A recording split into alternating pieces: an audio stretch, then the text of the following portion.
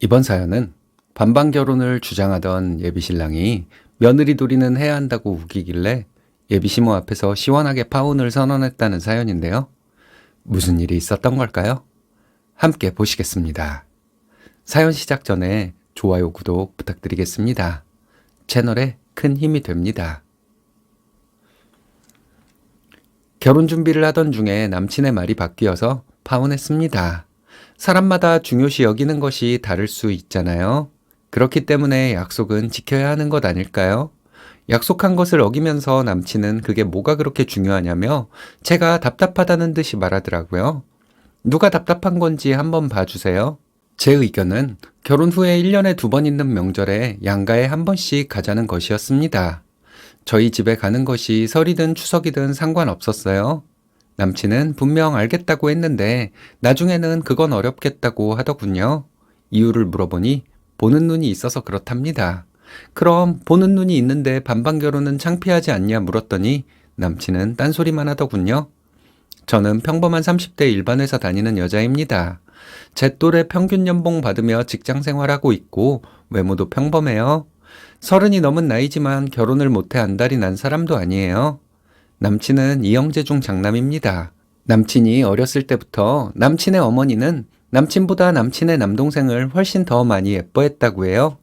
남친의 남동생은 어머니에게 이것저것 갖고 싶은 것을 사달라고 조르기도 많이 했고 남친은 그런 행동을 한 적이 거의 없다고 합니다.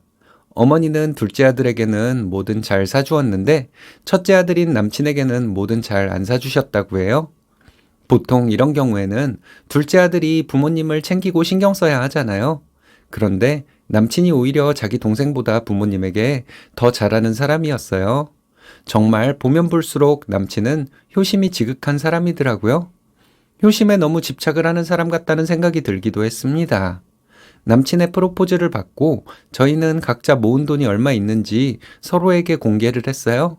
저희는 돈을 합치고 대출을 받아 작은 집 전세를 얻어서 결혼 생활을 시작하기로 했습니다. 양가 부모님이 결혼지원금을 주신다고 했는데 제가 모은 돈이 남친보다 조금 적었고 저희 부모님이 남친 부모님보다 좀 더 지원금을 주시면서 반반 결혼을 맞춰주셨어요.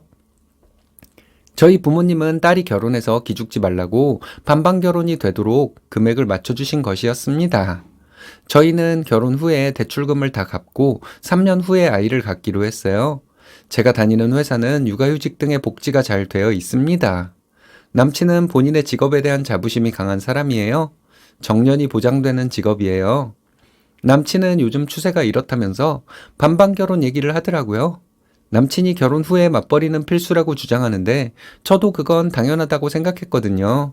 저는 남친에게 육아와 가사는 어떻게 생각하냐고 물었어요. 남친은 그런 것들은 당연히 부부가 함께하는 것이라 하더군요.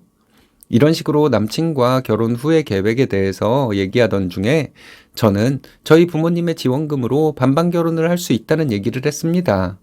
남친은 그 얘기를 반가워하더라고요. 남친이 먼저 반반 결혼에 대한 얘기를 꺼냈는데 제가 남친에게 세부적인 얘기를 하니까 남친은 표정이 변하더라고요. 별로 좋은 표정은 아니었습니다. 제가 남친에게 얘기했던 것들을 적어볼게요. 결혼 후에 통장을 하나 만들어 생활비를 반씩 입금하기. 가사일은 내가 주방에서 할 일을 하고 청소와 빨래는 남친이 하기. 임신과 출산으로 내가 육아휴직을 하게 되면 남친도 육아와 가사에 적극적으로 동참하기. 이런 것들을 얘기했더니 남친은 표정이 안 좋아지더군요. 그리고 남친 하는 말이 그렇게 세부적으로 따지는 것은 인간미가 없다는 거예요.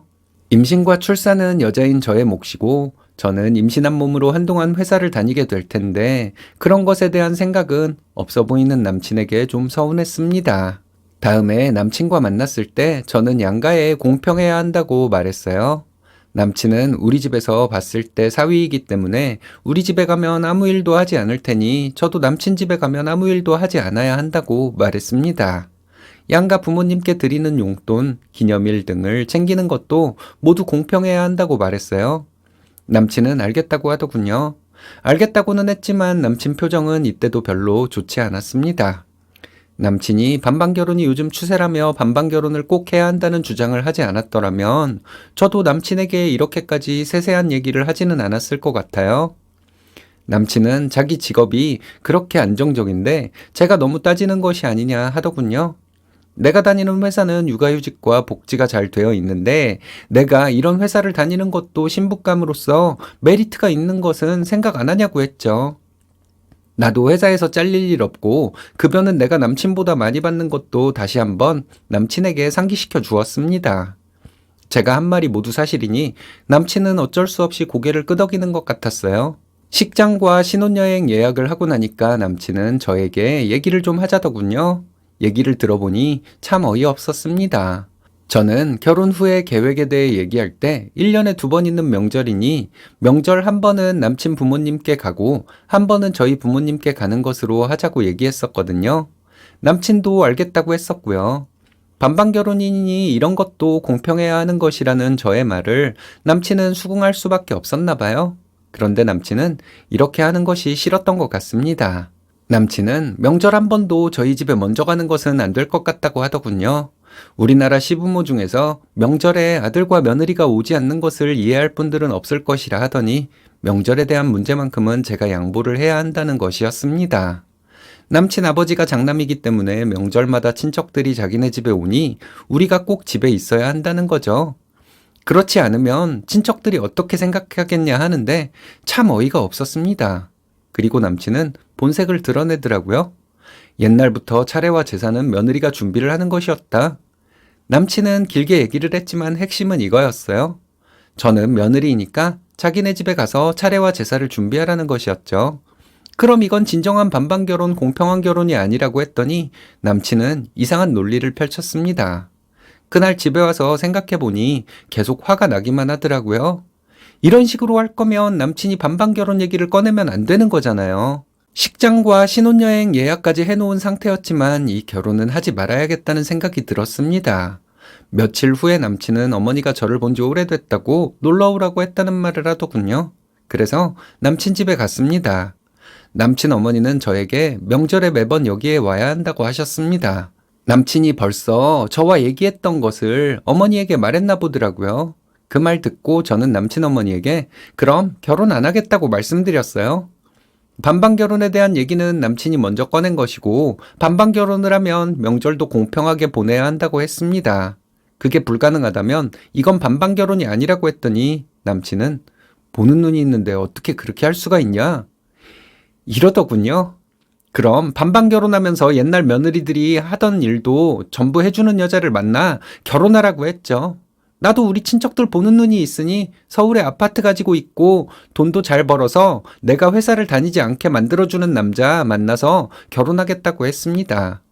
그런 남자라면 내가 명절마다 제사 때마다 시댁에 무슨 일 있을 때마다 발벗고 나설 의향이 충분히 있다고 말했죠. 남친 어머니는 그렇게 따지는 거 좋아하면 안 된다고 하더군요.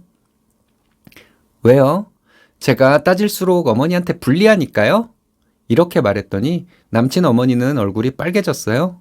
남친은 반반 결혼을 주장했는데 그 반반 결혼은 돈을 반반하자는 것일 뿐 진정한 의미의 반반 결혼을 주장한 것이 아니라고 했죠. 이렇게 이기적인 사람과 결혼을 할 수 없으니 여기서 그만두겠다고 했습니다. 남친은 다시 얘기해서 협의점을 찾아가자고 하는데 저는 됐다고 했습니다. 나는 이미 헤어질 결심을 했으니 그런 줄 알라고 말하고 그 집에서 나왔어요. 집에 오면서 생각해보니까 어이가 없더라고요. 합의점? 남친은 반반 결혼에 대한 개념이 없는 사람인 게 분명하잖아요. 그냥 이기적인 거죠. 금전적으로는 공평해야 한다. 하지만 며느리로서 할 일은 네가 다 해라. 이러다가 제가 헤어지자고 하니 다시 얘기를 해보자. 내가 너를 설득하겠다. 남친의 의도는 이거잖아요. 이런 멍청한 남자와 어떻게 평생 함께 할 수가 있을까요? 다음날 남친에게 전화가 왔는데 제가 원하는 대로 다 해줄 테니 다시 만나서 얘기를 하자는데 저는 더 이상 만날 이유가 없다고 했죠. 식장, 신혼여행 등 예약했던 것들 전부 취소할 테니 그런 줄 알라고 말하고 전화 끊었습니다. 그리고 저희 부모님께 전부 말씀드렸어요. 아빠는 제 머리를 쓰다듬어 주시면서 잘했다고 하셨습니다. 저희 엄마는 남친이 그렇게 못된 사람이라고 생각 안 했는데 어쩜 그렇게 이기적일 수가 있냐고 하셨어요. 그리고 제가 고생길에서 발을 뺄 줄 안다고 칭찬해 주셨습니다. 며칠 후에 남친 어머니에게 전화가 왔어요. 아들이 힘들어한다면서 다시 한번 생각해보라더군요. 자기 유리한 대로 반반 결혼을 주장하고 모든 것을 공평하게 하자고 했더니 그건 싫다고 하는 이기적인 사람이랑은 빨리 관계를 끊어버리는 것이 최선이라고 생각한다 말씀드렸죠. 남친 어머니도 화가 나는지 나도 너 같은 잘난 며느리 싫다 이러시더군요. 돈도 얼마 못 벌면서 자기만 잘난 줄 아는 남자랑 어떤 멍청한 여자가 결혼하겠어요? 이렇게 말했습니다. 그리고 남친은 자기가 멍청한 소리를 하면서 자기가 똑똑하다고 착각하고 있으니 심각할 정도로 멍청한 것이라고 말해 주었습니다. 그 후로도 며칠에 한 번씩 다시 얘기해보자고 남친에게 문자가 왔는데 차단해 버렸습니다. 제가 너무 세세하게 따진 건가요? 남친이 먼저 조건을 얘기했고 저는 그 조건에 맞는 세부 사항을 얘기했을 뿐인데요. 여러분들의 의견을 들어보고 싶습니다. 남친은 그냥 자기가 원하는 대로 되지 않으면 징징거리는 덜 자란 멍청이네요. 잘 퇴치하셨습니다. 배우자가 멍청한 척하면서 자기 욕심만 챙기고 있으면 삶이 너무 고달프지 않을까요? 여러분들의 생각은 어떤가요?